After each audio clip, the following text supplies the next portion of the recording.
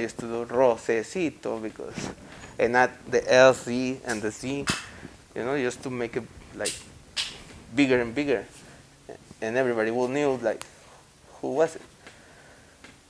What does your brother say about the name Rose? Do you tell him? Does he find out? No, I think by then he really didn't care more about graffiti. It was already, he moved on, He was good at drawing, but I think that's the reason why he wasn't really into it anymore. Because like, he moved on, he went to the next level of school, and he got himself with the right people. Do you tell your friends you're changing your name from Lucas to Rose? None of my friends really were doing graffiti, Like I have like 4 friends like close to my house that were doing graffiti, but we didn't really get to see on daily basis. So I was doing graffiti on my own and just by what I was seeing on the streets and what I was finding out until I met mis homies from la T57, which is the name of the street in Mexico. Tecolote 57 is the name is the number of the building, like the ghetto, the section 8, like T57. So I used to, when I met him, Jonathan, Cotorra, El Enano, El Puerco, El Panocha, all of those foods, they were like the cool foods and around, and we got introduced to them because I used to study with Jonathan, and that fool was good at graffiti, and he likes what I was doing, so that's how we started like getting together some shit, and then I met Jank, and when I met Jank is when I started expanding that fool started putting me more in game, like he told me like, oh, you see that pinche nano over there, that's acro, that's that food, sick as foods, but most of those foods, they were more into skate, but they were sick, there were people con huevos, like they will get this spots they over here.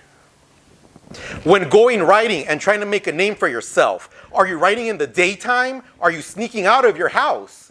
Anytime. Anytime, it didn't matter. Yeah, as soon as I get off of school, I wouldn't take the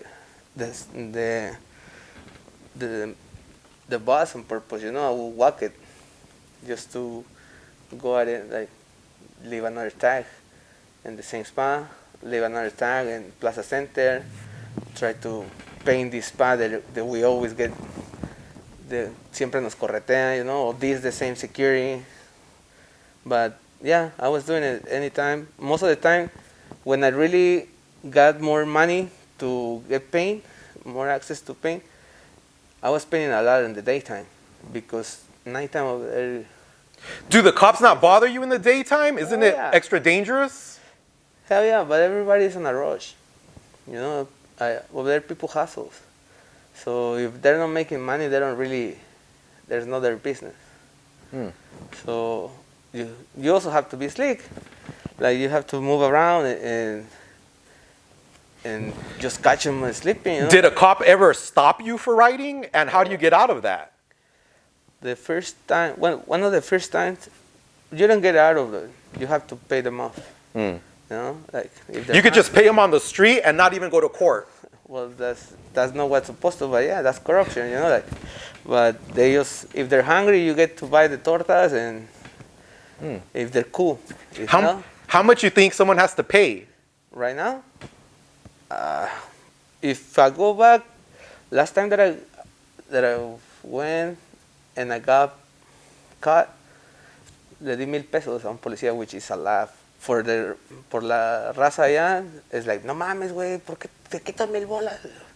Que se vaya a la verga, How much is that in American money? Like $90. But over here, like, you give them away like nothing if they were taken. Now that you have the name Rose, do you ever go riding with your brother with that name? Never. I never get to really paint with my brother. Walk as well. Was your brother ever in a crew? No, he was really good at it, but it was more like the hype of high school for him. You said that you started a crew yourself with Yank, as you mentioned before, called CRA. CRA. What did CRA stand for? Colectivo Revolucionario Anarquista. Why did you choose that name for your crew? Well, Yank, it was a punk, like he like punk and all that stuff. More into the rebel side. I was into the rebel side, and I was into the political side already. Influenced by my dad and anarquistas y luchando for la clase obrera, el proletariado, and for the poor people's right. So that's how we. Was this crew more of a political crew? Yeah. Not more of a not like a graffiti crew. Graffiti is political. Okay. So yeah, it was I mean, where I'm coming from, graffiti is political. And also I don't know why people has another things or saying over here. It grows over here. It grow and it develop at the same matter.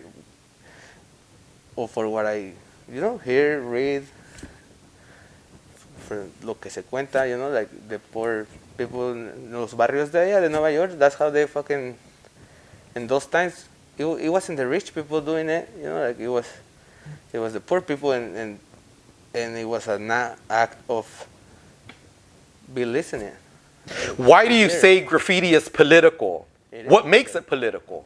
Because, well, for me and for a lot of the people in Mexico, is the inequality that gets you into it. Over there you get, it's a country that became from a revolution, like, and from a fucking corruption system, and wherever, the white collar people, it gets to be richer and the poor gets to be poor.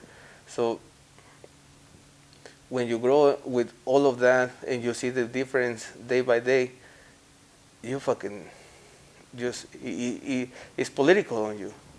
Everybody over there is involved, but it doesn't matter because everybody gets corrupted at some point.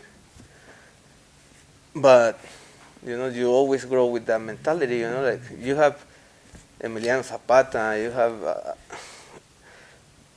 EZLN, Ejército Zapatista de Liberación Nacional. A lot of political and a lot of revolution and rebels, and for us it was a way to speak because they didn't listen, but they get to see us.